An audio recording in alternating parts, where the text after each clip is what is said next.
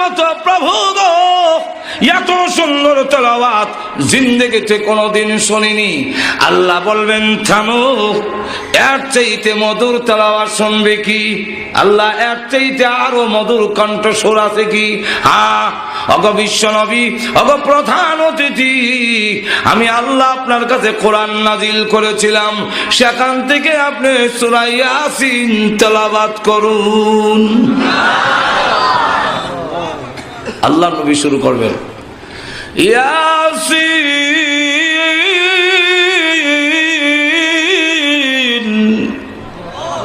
ওয়াল কুরআনিল হাকীম।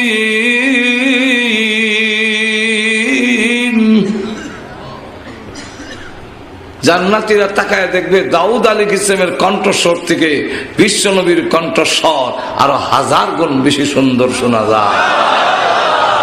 সব একবারে উন্মাদই। আল্লাহ ডাকতে বললেন, জান্নাতীরা এত মধুর কণ্ঠের তেলাওয়াত জীবনে কোনোদিন শুনেছে কি? না গো প্রভু, শুনি নাই। এর চাইতে মধুর তেলাওয়াত শোনার ইচ্ছা আছে কি? হ্যাঁ, আরো মজা। হ্যাঁ, আল্লাহ আরো মজা আছে। হ্যাঁ, জীবনভর আমার দেওয়া কণ্ঠস্বরের আওয়াজ শুনেছ। আল্লাহ রাব্বুল আলামিন বলেন, জীবনভর কণ্ঠস্বর যা শুনছো আওয়াজ, এটা সব আমার দেওয়া। কার দেওয়া? আরো জোরে কান, আমি আল্লাহর দেওয়া। এখন আমার কালাম শুনছো অন্যের কণ্ঠে, অন্যের জবান দিয়ে, আমার কাছ থেকে তো শোনোনি। এত জোরে কান না। দুনিয়াটা শূন্য এরকম। আল্লাহটা যে কিরম হবে এটা বুঝাইবার কোনো ভাষা, হাঁটুদের কোনো ভাষা। আমেরিকাতে একবার একটা কনফারেন্স হয়েছিল সর্বদলীয়, এই সময় এরশাদ সব ক্ষমতায়, কথা বুঝেন।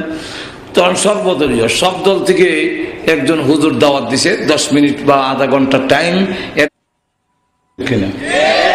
হ্যাঁ, ইজ্জত নিয়ে আজকে যাওয়া সম্ভব না।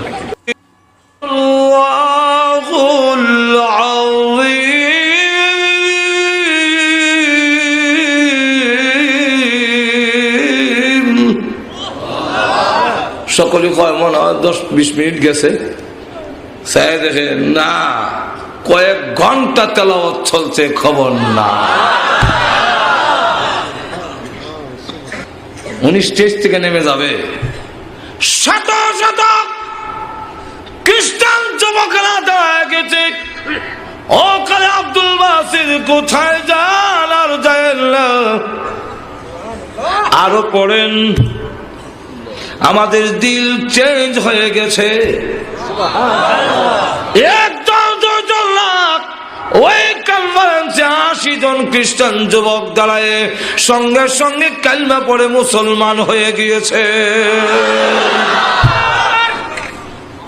চিন্তা করে আল্লাহর তেলাওয়াত কিরকম হবে। আল্লাহ তখন সংক্ষেপ করে লেনে শেষ করুন দিত না।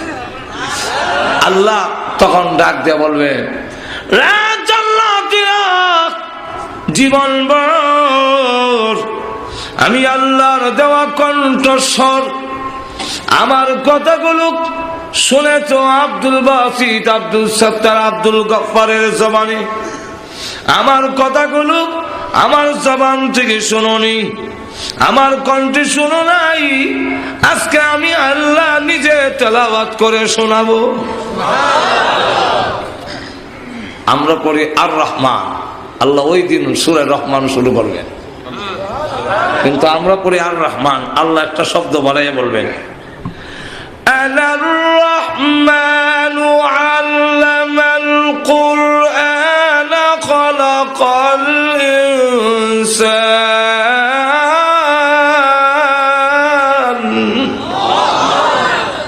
আনার রহমান, পরম করুণাময়। শুনেছ, আনা, আমি।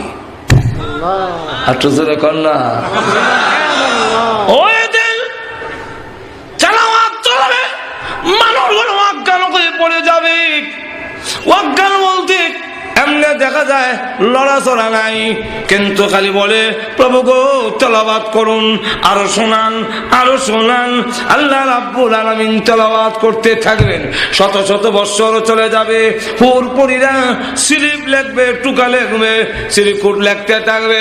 আল্লাহ মাহফিল সমাপ্ত করুন, আর না হয় আমাদের স্বামী গুরুকে আর জিন্দেগিতে পাবো না। আল্লাহ রাব্বুল আলামিন মাহফিল সমাপ্ত করে বলবেন ওঠো জান্নাতীরা, যাও আপন আপন বাড়িতে।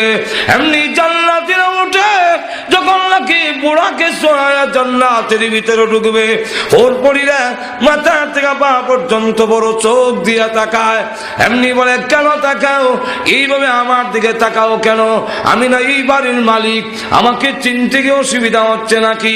হুরপুরীরা ডাক দিয়ে বলবে চিনতে অসুবিধা হইতেছে। কেন অসুবিধা হয়? আগে যা সুন্দর ছিলেন গো, আল্লাহর মাহফিলে অংশগ্রহণ করার পরে আল্লাহর তাওয়াজ্জু ডাইরেক্ট তোমাদের উপরে পড়েছে, আল্লাহর দৃষ্টি ডাইরেক্ট পড়েছে। এই কারণে আগে যা সুন্দর ছিলে এখন দেখা যায় আরো কোটি গুণ বেশি সুন্দর হয়ে গেছো। এই সূরা রহমান আপনাদের সামনে তেলাওয়াত করলাম, বলবো কিছু আরো জোরে? এই সূরার দুইটা